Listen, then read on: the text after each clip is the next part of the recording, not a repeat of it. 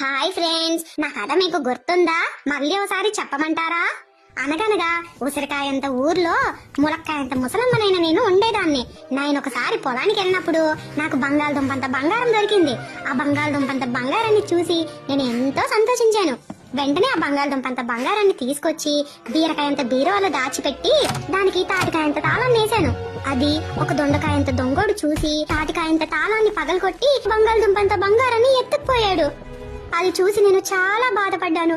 వెంటనే police station కి వెళ్లి పొట్లకాయంత పోలీస్ ఆయనకి కాకరకాయంత కంప్లైంట్ ఇచ్చాను. అప్పుడు ఆ పొట్లకాయంత పోలీస్ ఆయన లవంగమంత లాఠీ పట్టుకుని జీడికాయంత జీబులో బయలుదేరి ఆ దొండకాయంత దొంగోడిని పట్టేసుకుని జామకాయంత జైల్లో పెట్టాడు. అప్పుడు ఆయన బంగాళదుంపంత బంగారాన్ని తీసుకొచ్చి నాకు అప్పగించాడు. సో ఇది ఫ్రెండ్స్ నా కథ.